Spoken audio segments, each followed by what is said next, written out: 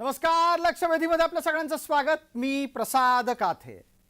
पश्चिम महाराष्ट्राचं राजकारण दिवसेंदिवस अधिकाधिक लक्षवेधी होत चाललंय. एका बाजूला उमेदवार परस्पर घोषित केले जात आहेत, तर दुसऱ्या बाजूला मतदार संघांवरची दावेदारी सोडली जात नाहीये. हे सगळं मवियामध्ये घडतंय आणि याच्यासाठीचं ताजं वादाचं मैदान सांगली आहे.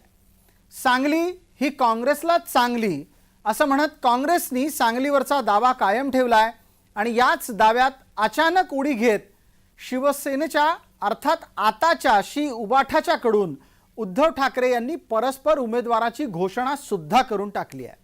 चंद्रहार पाटील या पैलवानाला शी उबाठाकडून सांगलीत लोकसभेचं तिकीट घोषित झालं. या निमित्तानं तिथं असलेल्या काँग्रेसजनांना प्रचंड धक्का बसलाय. सर्वसाधारणपणे उद्धव यांच्या सभेत गर्दी करायची जबाबदारी ही राशपची अर्थात राष्ट्रवादी शरदचंद्र पवार या गटाची असते आणि दुसऱ्या बाजूला ती काँग्रेसची असते. पण सांगलीत झालेल्या सभेमध्ये काँग्रेसजनांनी उद्धव यांच्या सभेवर स्पष्ट बहिष्कार टाकला आणि त्यांनी या सभेला गर्दी केलीच नाही. तशी ही गर्दी होतच नसते, पण होत नव्हती तेवढी होती नाही तेवढी सुद्धा गर्दी या सभेला झालेली नाही. थोडक्यात सांगलीमध्ये वादाची ठिणगी पडली आहे आणि ही ठिणगी वाढत जाणार आहे, कारण मवियात जागा वाटपाचा विषय पूर्णतः अद्याप निकाली लागलेला नाही. ज्या पद्धतीची कुरघोडी उद्धव काँग्रेसवर करतायत ती कुरघोडी सहन जर काँग्रेसला करायची असेल तर सर्वाधिक मोठा पक्ष असून सुद्धा काँग्रेसला मवियात सरपटावं लागेल. आणि तसं सरपटणं त्यांना मान्य आहे का? उद्धव ठाकरेंनी काँग्रेसला झिडकारलेलं असताना सुद्धा काँग्रेस हा अपमान सहन करणार आहे का? या आणि अशा विविध मुद्द्यांसह आजची चर्चा सांगलीतल्या राजकारणाच्या बाबत लक्षवेधीमध्ये. या चर्चेत आपल्या सोबत कोण मान्यवर आहेत त्यांचा आपल्याला पटकन परिचय करून देतो. सांगलीचे आमचे प्रतिनिधी दीपक चव्हाण या चर्चेत जोडले गेलेत आणि या चर्चेमध्ये उदय पवार आहेत. ते या चर्चेत काँग्रेसच्या भूमिकेचं प्रतिनिधित्व करतील. तसंच आपल्यासोबत श्री उबाठाचे प्रवक्ता या नात्यानं संजय विभूत आहेत. दोन्ही मान्यवरांना आपण चर्चेमध्ये सहभागी करून घेतोय. दरम्यान ही चर्चा सुरू करण्यापूर्वी चंद्रहार पाटील यांची उमेदवारी घोषित करत असताना काय म्हणालेत उद्धव ते आधी आपण पाहणार आहोत. हा मर्द तुम्हाला दिलेला आहे, हा मर्द तुमच्यासाठी लढायला उतरलेला आहे, पण याला जिंकून देण्याचा मर्दपणा तुम्हाला दाखवावा लागेल. सांगलीकरांना सांगावं लागेल की आम्ही पण मर्द आहोत.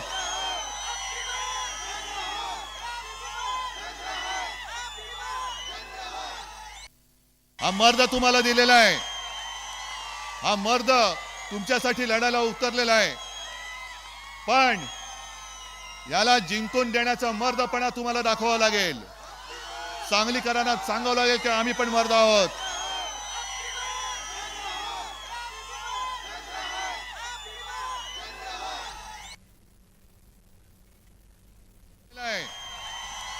हा मर्द तुमच्यासाठी लढायला उतरलेला आहे, पण याला जिंकून देण्याचा मर्दपणा तुम्हाला दाखवावा लागेल.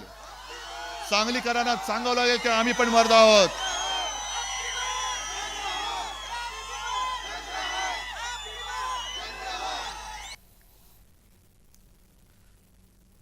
चर्चेच्या साठी आपण सर्वात प्रथम आमचे प्रतिनिधी दीपक चव्हाण यांना संधी देतोय. दीपक, माझा आवाज आपल्यापर्यंत येतोय? हा, येतो सर. सांगलीत काय घडतंय थेटच सांगून टाका आणि अशा प्रकारे एकतर्फी उमेदवारी घोषित करण्याची काय गरज होती?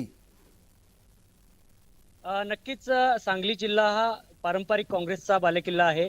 स्वर्गीय वसंतदादा पाटील यांच्यापासून ते स्वर्गीय प्रकाश बापू पाटील आणि प्रतीक पाटील यांच्यापर्यंत हा काँग्रेसचा बालेकिल्ला होता. काँग्रेसचे खासदार या ठिकाणी अपवाद मागील 2 टर्म वगळता हे निवडून आले होते. त्यामुळं सांगली जिल्ह्यामध्ये बऱ्याचशा ग्रामपंचायती असतील किंवा विधानसभा असतील या काँग्रेसच्या ताब्यात त्या 2014 पूर्वी होत्या. त्यामुळे काँग्रेसनं या लोकसभा उमेदवारीसाठी पूर्णपणे दावा केला होता की ही सीट काँग्रेसचा बालेकिल्ला असल्यामुळे आम्हाला मिळावी, यासाठी काँग्रेसनं पहिल्यापासून प्रयत्न सुरू केले होते. दुसरीकडं महाविकास आघाडीच्या या जागा वाटपामध्ये कोल्हापूरच्या जागेच्या बदल्यात सांगलीची जागा ही शिवसेना उद्धव बाळासाहेब ठाकरे गटाला मिळाली आणि या जागेवर खुद्द उद्धव ठाकरे यांनी चंद्रहार पाटील यांची उमेदवारीच घोषित केली होती ज्यावेळी त्यांनी पक्षामध्ये प्रवेश केला. आणि त्यानंतर गेल्या 15 ते 20 दिवसापासून सांगली जिल्ह्यामध्ये काँग्रेस आणि शिवसेना असा समोरासमोर संघर्ष आपल्याला पाहायला मिळतो. जी दिल्लीपर्यंत सांगली जिल्ह्यातील काँग्रेस नेत्यांनी जाऊन या उमेदवारीबाबत प्रयत्न केले, मात्र काल उद्धव ठाकरे यांनी कालच्या सभेमध्ये थेट घोषणा केल्यामुळे आता काँग्रेसच्या गोटामध्ये पूर्णपणे नाराजी पसरलेली आहे. आपण पटकन चर्चेला पुढे नेऊ. आपल्यासोबत संजय विभूते आहेत. संजय विभूते यांना चर्चेत सहभागी करून घेण्यापूर्वी एकदा त्यांना आवाज पोहोचतोय का तेही विचारायला हवं. संजयजी, माझा आवाज येतोय आपल्यापर्यंत? हा, येतोय. जी संजयजी, आपल्याकडून या गोष्टीचा खुलासा तात्काळ लागेल की तुम्ही मवियाचे आता घटक पक्ष आहात. काँग्रेस हा मवियामधला एक मोठा पक्ष आहे. शिव उबाठाच्या कडच्या आत्ताच्या स्थितीमध्ये तुम्हाला तात्काळ सांगलीची उमेदवारी घोषित करायची गरज काय होती? हे बघा, ज्या वेळेला शिवसेना पक्ष प्रमुख आदरणीय उद्धवसाहेब ठाकरे सांगलीच्या जिल्ह्याच्या दौऱ्यावर आले, जी त्यावेळेला येताना प्रथम त्यांनी शाहू महाराजांची भेट घेतली. शाहू महाराजांची भेट घेऊन त्यांनी ज्या पद्धतीनं महाविकास आघाडीचे सर्व घटक पक्ष शाहू महाराजांच्या उमेदवारीच्या पाठीशी उभे आहेत, त्याच पद्धतीनं त्या ठिकाणी स्टँडिंग जागा शिवसेनेचा खासदार असताना बर शिवसेनेनं ज्या पद्धतीनं मोठं मन केलं आणि उद्धवजींनी ज्या वेळेला आपली भूमिका मांडली की होय, शाहू महाराज काँग्रेसचे जरी उमेदवार असले तरी शाहू महाराजांच्या प्रचारासाठी मी 100% त्या ठिकाणी येईन, आणि नुसतं प्रचारासाठी येणार नाही तरी विजयी सभेसाठी सुद्धा मी त्या ठिकाणी कोल्हापूरला येईन, अशा पद्धतीचं मोठं मन शिवसेना पक्ष प्रमुखांनी त्या ठिकाणी दाखवलं. आणि ज्या वेळेला शिवसंवाद यात्रेच्या निमित्तानं उद्धवजी सांगलीमध्ये आले, त्यावेळेला त्यांनी चंद्रहार पाटील यांची उमेदवारी घोषित केली. त्याचं कारण असं आहे की कुठेतरी वर या बाबतीमध्ये सकारात्मक चर्चा झाल्याशिवाय माझे पक्षप्रमुख चंद्रहार पाटलांची उमेदवारी घोषित करणार नाहीत, हेही आपण लक्षात घेतलं पाहिजे. थोडक्यात संजय विभूते, आपण असं सुचवू पाहताय की जे काही आहे ते सगळं दिल्लीत ठरलेलं आहे. खालचे वाद जे आता सुरू आहेत सांगलीतले, ते केवळ आणि केवळ दिखाऊ वाद आहेत, अशा प्रकारचा संकेत आपल्याकडून मिळतोय. मला या निमित्तानं विचारावं लागेल पटकन, उदयजी आपल्याला फक्त एक छोटी विनंती आहे. उदयजी, आपला चेहरा नीट दिसत नाहीये, थोडंसं मागे सरकून बसा जेणेकरून नीट आपला चेहरा दिसेल. आता अतिशय नीट दिसतोय. मला आपल्याला पटकन विचारायचं आहे की बघा, काय दावा केलेला आहे शिव उबाठाच्याकडून. त्यांचं सरळ सरळ असं म्हणणं आहे की प्राप्त स्थितीमध्ये सगळं ठरलेलं आहे, तेव्हा विनाकारण कुठल्याही प्रकारचे वाद निर्माण करायची गरजच नाही. मग तुमची लढाई सांगलीत लुटुपुटीची चालली आहे का? काँग्रेस जी सांगलीमध्ये वसंतदादांपासून आहे, आजही आहे, तिनं शिव उबाठाच्या समोर सरपटायचं ठरवलंय का? नाही, मुळात असं आहे की गेले 19 इलेक्शन सांगली जिल्ह्यामध्ये झालेले आहेत लोकसभेच्या. त्या 19 इलेक्शन पैकी 16 जागा ह्या काँग्रेसने जिंकलेल्या होत्या. त्यामध्ये 5 वेळा प्रकाश बापू, एकदा वसंतदादा, एकदा शालिनीताई आणि पाटील 2 वेळा, प्रतीक पाटील 2 वेळा, असे जवळपास 10 वेळा ह्या घराण्यानं ही काँग्रेसची जागा केली आहे.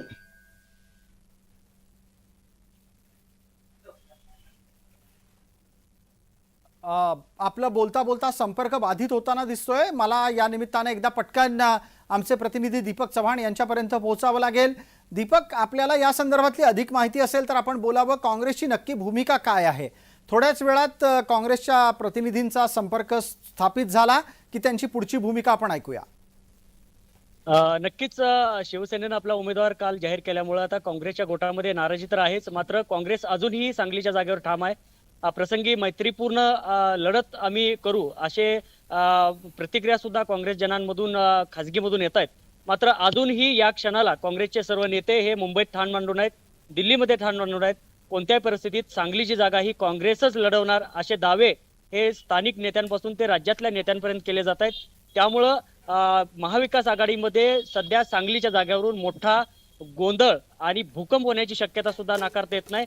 कारण जर सांगलीमध्ये मैत्रीपूर्ण लढत जर काँग्रेसनं करायचं ठरवलं तर विशाल पाटील यांची उमेदवारी काँग्रेस जाहीर करू शकतं.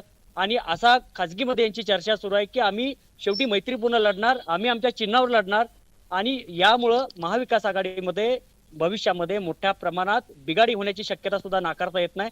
सध्या काँग्रेस नेत्यांचं मात्र जी आपण अजूनही एकच मिनिट फक्त पटकन एक संधी घेऊयात. उदय पवार यांच्याशी आपला संपर्क स्थापित झालाय का तपासूया. उदयजी, आता आपलं म्हणणं आपण मांडू शकता. तुमचं इंटरनेटचं कनेक्शन दुरुस्त झालं असेल तर तुम्ही प्रसंगी मैत्रीपूर्ण लढतीलाही तयार आहात, किंबहुना तशी तयारी करताय का? नक्कीच नक्कीच. मात्र कसं आहे की शिवसेनेला याचीही कल्पना आहे की भाऊ आतापर्यंत काँग्रेसचा हा बालेकिल्ला असताना देखील आपण ह्या ठिकाणी दावा सांगतो, केवळ आपण इलेक्शन साठी इलेक्शन करायचे का, केवळ पक्षाला जास्ती सीटा मिळाव्या हा फक्त उद्देश आहे का, असं कोणत्याही प्रकारचं असू नये असं काँग्रेसच्या सर्व तमाम कार्यकर्त्यांची भावना आहे आणि नेत्यांची देखील आहे. आणि या संदर्भाची कल्पना आदरणीय आमचे नेते विश्वजित कदम जी यांनी संजयजी राऊत, उद्धवजी ठाकरे यांना प्रत्यक्ष भेटून सांगितलेलं देखील आहे की बाबा ही काँग्रेसची जागा येण्यासारखी निश्चितपणानं आहे, येण्यासारखी आहे. असं असताना आपण दावा सांगू नये, अन्य कुठली तरी जागा आपण सांगा, त्या ठिकाणी आम्ही निश्चितपणानं पाठिंबा देतो. आणि काँग्रेसची इथं बालेकिल्ला असताना आपण शिवसेनेचा दावा कसं काय सांगू शकतो, हाच मुळात प्रश्न आहे.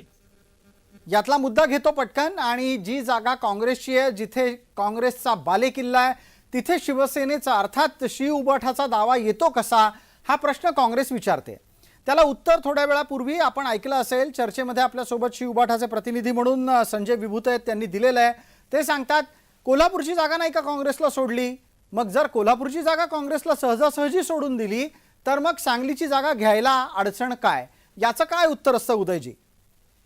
नाही साहेब, असं आहे की ज्यावेळेला शाहू महाराजांनी इच्छा प्रदर्शित केली त्यावेळेला त्यांना ऑप्शन दिला होता, आपण कुठल्या ह्याच्यात मार्फत लढणार आहात ते सांगा, त्याप्रमाणे आम्ही त्याला पाठिंबा देऊ.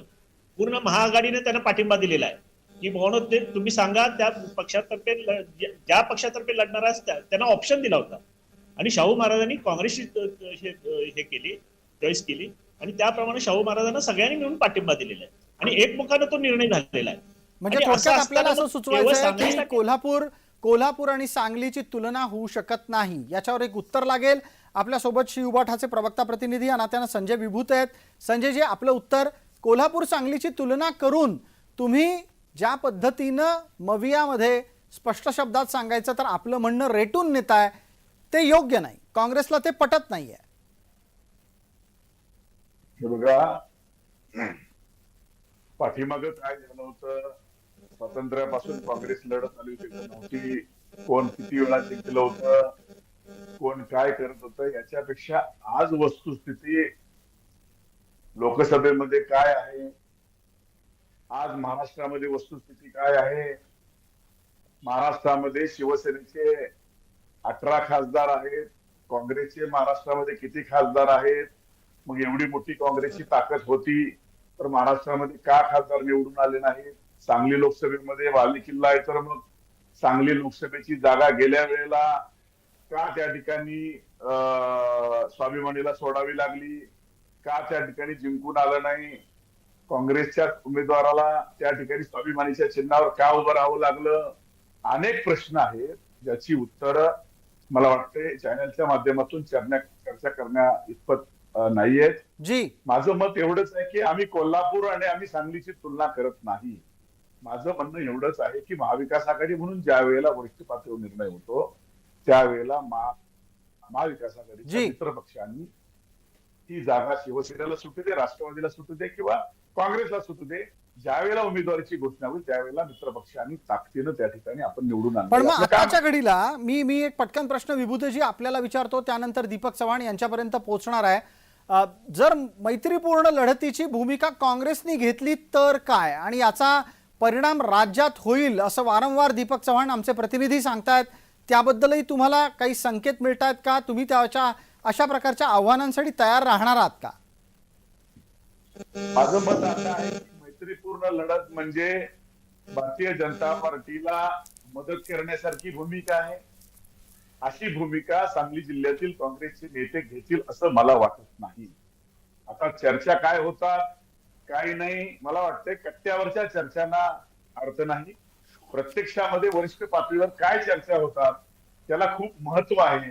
आणि मला वाटतंय मैत्रीपूर्ण लढत जर काँग्रेसच्या वरिष्ठ नेत्यांनी या ठिकाणी सुचवली तर अनेक ठिकाणी हा पर्याय होऊ शकतो. जसं कोल्हापूर आमचं स्वतःच स्टँडिंग खासदारकीचं असलेली जागा आहे, ती शाहू महाराजांना आम्ही मान सन्मानानं सोडलेली आहे. त्या ठिकाणी होणार नाही, परंतु इतर ठिकाणी सुद्धा आमचे उमेदवार रामटेक असेल किंवा भिवंडी असेल किंवा इतर ठिकाणी सुद्धा शिवसेनेमध्ये तगडे उमेदवार आहेत ना, जिथं आक्रमक आहेत, जिथं त्यांना वाटतंय की आपण सुद्धा इथं लढलं पाहिजे. आणि मला वाटतं या चर्चा पोकळ आहेत. काँग्रेसचे वरिष्ठ नेते सुद्धा या ठिकाणी असा निर्णय होईल असं पटकन उदय पवार यांच्यापर्यंत पोहोचायचंय. उदयजी, आवाज येतोय का तुम्ही? उदयजी, काही संपर्क बाधित होतानाच असं वाटतंय. उदय पवार यांचा संपर्क बाधित झालाय. दरम्यान एक छोटीशी विनंती संजयजी आपल्याला आहे, आपण आपला फोन कृपया DND मोडवर टाकावा. सातत्यानं आपल्याला फोन येतात, त्यामुळे त्याचा आवाज इतर सगळ्यांनाच बाधित करतोय. दीपक चव्हाण आपल्यापर्यंत येतो. ज्या अनुषंगाने तुम्ही सर्वात आधी एक संकेत या निवडणुकीतला दिलेला आहे, सांगितलेला, तो आहे मैत्रीपूर्ण लढतीचा. एका बाजूला शिवबाठा, दुसऱ्या बाजूला काँग्रेस, तिसऱ्या बाजूला संजय काका पाटील भारतीय जनता पार्टीच्याकडून. या तिहेरी लढतीमध्ये मग पारडं कोणाचं जड असेल? नक्कीच सध्या तरी वातावरण गोंधळाचं आहे. मात्र जर मैत्रीपूर्ण लढतीचे जर संकेत आपल्याला मिळत आहेत आणि तशी जर परिस्थिती निर्माण झाली तर मात्र तिन्ही उमेदवार हे त्या तुलनेचेच आहेत.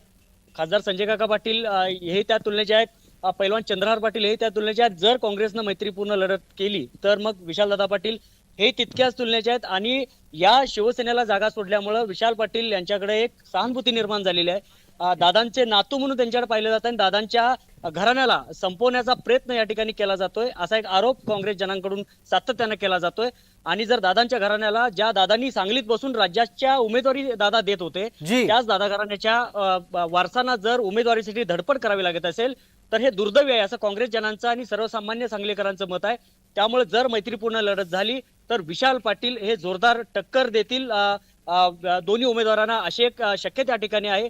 दुसरीकडे वंचित सुद्धा अजून वेट आणि वॉचच्या तयारीत आहे, त्यामुळे वंचित सुद्धा या भूमिकेकडे लक्ष ठेवून आहे. जर मैत्रीपूर्ण लढत झाली तर वंचित सुद्धा विशाल पाटील यांना पाठिंबा देण्याची शक्यता आहे. मात्र जर मैत्रीपूर्ण लढत झाली तर राज्यामध्ये अनेक ठिकाणी अशा लढती होण्याची शक्यता आहे. बिलकुल, म्हणजे थोडक्यात जर समजा ठिणगी सांगलीत पडली तर तो वणवा राज्यात पेटू शकतो. चर्चेसाठी आपण आपल्या सोबत असलेल्या इतर मान्यवरांपर्यंत जाऊयात. मला पटकन विचारायचं आहे, शिवबाठाचे या चर्चेतले प्रवक्ता प्रतिनिधी या नात्यानं उदय पवार आहेत. उदयजी, कोल्हापुरातला संदर्भ घेऊन तुम्ही सांगलीमध्ये चंद्रहार पाटलांची उमेदवारी घोषित केलीत. कोल्हापुराची तुलना सांगलीच्या उमेदवारीसाठी होऊ शकत नाही असं वारंवार सांगितलं जात आहे. तरीही तुम्ही जर समजा हा प्रयत्न लावून धरणार असाल तर वसंतदादांच्या घराण्याला राजकारणातून कायमस्वरूपी संपवण्याचा हा शिवसेनेचा म्हणजेच शिव उबाठाचा डाव आहे, असं नाही वाटत का? माझा प्रश्न उदय पवार आपल्याला होता आणि या शिव उबाठाच्या प्रयत्नाच्या अनुषंगाने तुमचं उत्तर काय असणार आहे? नाही, असं काय, हे बघा, वसंतदादा व वसंतराव नाईक यांनी शिवसेनेला बळ दिलं. ह्या महाराष्ट्रामध्ये ज्यावेळेला मुंबईची कॉर्पोरेशन झाली त्यावेळेला 2 महापौर मनोहर जोशी आणि हेमचंद्र गुप्ते यांना निवडून आणण्याचा सहभाग हा वसंतदादा आणि वसंतराव नाईकांचा होता. आणि तेव्हापासून ह्याच्या शिवसेनेचं त्यावेळेपासून हे बळ वाढलेलं आहे. याचं बळ देण्यासाठी ह्या वसंतदादांनी खूप त्यामध्ये योगदान आहे, हे शिवसेनेने विसरू नये. आणि खरं वास्तविक महाआघाडीचे निर्णय होण्याच्या अगोदर परस्पर शिवसेनेनं जो डिक्लेअर केलाय, आता तो डाव त्यांच्या अंशी यायला लागलाय. त्यामुळं कोण पुढे जायचं कोण मागे यायचं हा जो विषय आहे, हा ह्या महाविकास आघाडीमध्ये निश्चितपणानं ह्याचा तिला सुटेल आणि निश्चितपणानं काँग्रेसला उमेदवारी मिळेल, असा आम्हाला काँग्रेस प्रेमी म्हणून आम्हाला त्या ठिकाणी ठाम विश्वास आहे. संजय विभूते, थोडक्यात काय काँग्रेस जन सांगतायत, चंद्रहार पाटलांची उमेदवारी जी तुमच्या नेत्यानं घोषित केली ती मागे होईल? मला खात्री आहे, शिवसेना पक्षप्रमुख ज्या वेळेला शब्द देतात त्यावेळेला पूर्ण विचारांती देतात.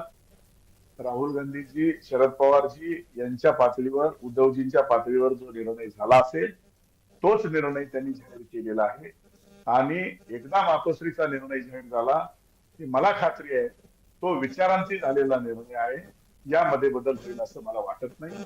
आणि काँग्रेसचे नेते सुद्धा हा निर्णय समजून घेतील आणि चंद्रारजी पाटील यांना आशीर्वाद देतील आणि त्यांच्या पाठीमागे खंबीर उभा राहतील आणि भारतीय नाही, जनता मग एक छोटा प्रश्न संजयजी माझा आपल्याला असा आहे, तुम्ही वारंवार हे सांगताय की राहुल गांधी शरद पवारांशी बोलून उद्धव यांनी हा निर्णय घोषित केलेला आहे. मग जे काही तुम्ही स्थानिक पातळीवर सुरू केलेलं आहे भांडण, ते फक्त आणि फक्त आपल्या कार्यकर्त्यांना सांभाळण्याच्यासाठी आहे का काय? हे बघा, प्रत्येकाला आपापला पक्ष सांभाळावा लागतो, कार्यकर्त्यांना सांभाळून घ्यावं लागतं. कार्यकर्त्यांच्या आक्रमक भावना असतात, जशा सांगलीत आहेत तशा कोल्हापूरमध्ये आहेत. प्रत्येकाला आपापल्या पदाधिकाऱ्यांना कार्यकर्त्यांना संयमानं घेणं, त्यांचं सांत्वन करणं, त्यांना धीर देणं, त्यांना आधार देणं हे त्यांचं काम आहे.